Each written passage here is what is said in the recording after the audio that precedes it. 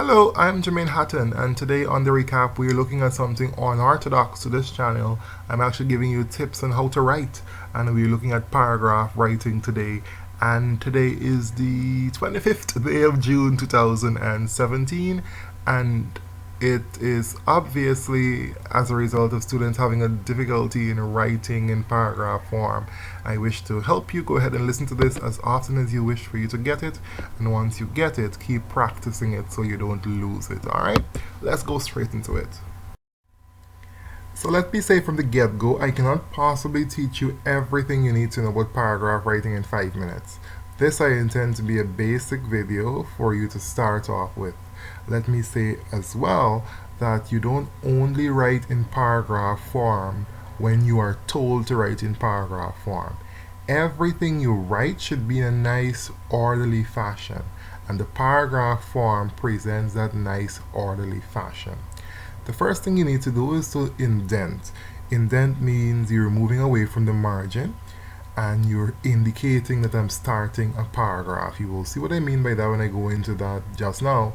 But you indent, that's one way of writing in paragraphs, or you can skip a line, which is another way. In this skipping a line way, that's the block format. I personally don't like that, but it's more or less for typing and so on. But the indentation is traditionally the accepted paragraph writing format. I like that. You go ahead and use that if you wish. If your teachers tell you otherwise to use your block format, you go ahead and do that. But personally, the indentation is what works for me. Now your paragraph by itself. Each paragraph would include lines, 4, 5, 6 lines, and the entire paragraph or the piece or the section there should be based on one general idea. The paragraph starts with a topic sentence. The topic sentence tells us what the entire paragraph is going to be based on, and then you have supporting sentences coming after that topic sentence or that main sentence.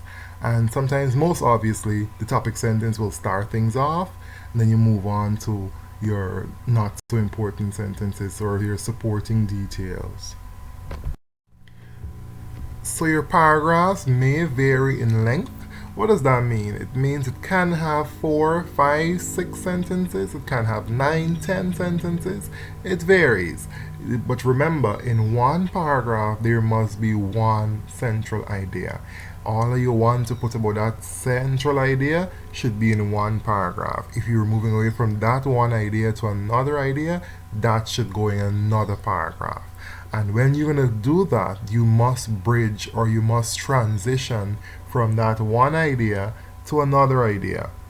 Alright? So you will see an example of that in the next few minutes, a few seconds rather, and you would see that it allows for smooth flow of ideas or thoughts, and that allows for the reader to follow what you are writing. Avoid using repetition. Avoid using repetition. Do not use the same words over and over and over, even if you want to, even if the words says the same thing. Avoid using the same word over and over. That's a bit boring. It's bland, and you really don't want to bore your readers, right? So go ahead and try using synonyms, other words that mean the same thing. So instead of saying because, say as a result, or something to the effect that mean the same thing, alright? So we have an example of what the paragraph actually looks like when we're writing. This is a paragraph on the dangers of not writing in paragraph form. Not only does it make your writing appear mediocre, but it also is distasteful. A good writer would want to make it easy for his reader. A good writer writes in paragraph form. It starts with that indentation there, moving away from the margin. We start with a capital letter. We must start with a capital letter. And we will end that single sentence once we have our subject and we have our verb. End that sentence with a full stop or a period. Then we move on to another sentence. We start with a capital letter to show we're moving on to that other sentence, alright? And when you do that, We're moving from one idea, supporting that idea, and then we're moving on to another paragraph when we're done with that. This entire paragraph here is talking about one central idea. It's talking about the dangers of not writing in paragraph form. I went ahead and gave some examples of those dangers: mediocre, distasteful, and it's a quality of a good writer. Alright? Those are the ideas that were presented here. And all of this is supporting the main sentence, the dangers of not writing in paragraph form. Alright, and then we have our second paragraph. This is the new paragraph because it talks about something else. Alright, and we have a transitional word such as then, starting this paragraph here. If you were looking at the contrasting view, you would have used a word like however or something to that effect. But here we are moving from that not writing in paragraph form paragraph, and then we're moving into now something that talks about punctuation. Then we have the issue of punctuation. My goodness, a poorly punctuated sentence can result in the death of an entire nation. Dramatic? No, I'm not being dramatic. Let's eat grandma is not the same as let's eat grandma. So yeah, I'm being dramatic there, but it gives you the idea. When we are talking about something else, that goes into a new paragraph. I cannot stress that enough. So the first one was talking about the dangers of not writing in paragraph form. This one is talking about punctuation. So as a result, that goes into a new paragraph. All right, you have your commas and your full stops appropriately, and we get to punctuation. We will know more about that. But the word I, this is just a simple rule in English that says it's always capitalized no matter where it falls in a sentence or paragraph.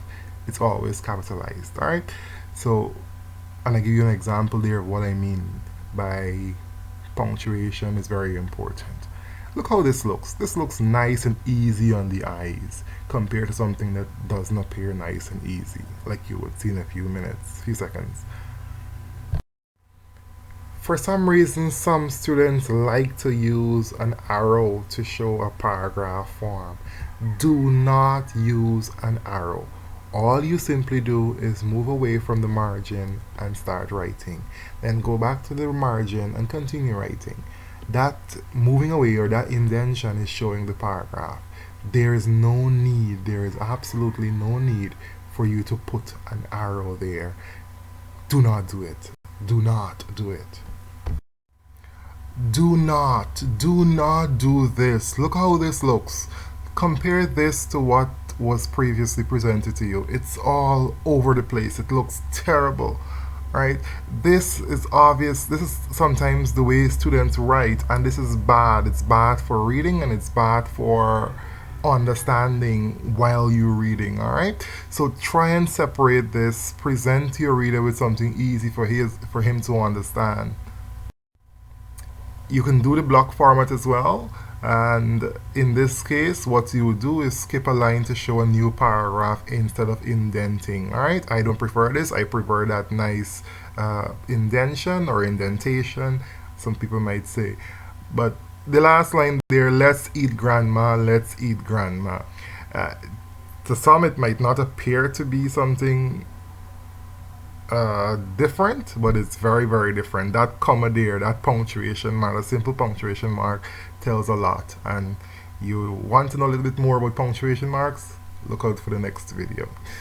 That's all it is for now. Bye bye.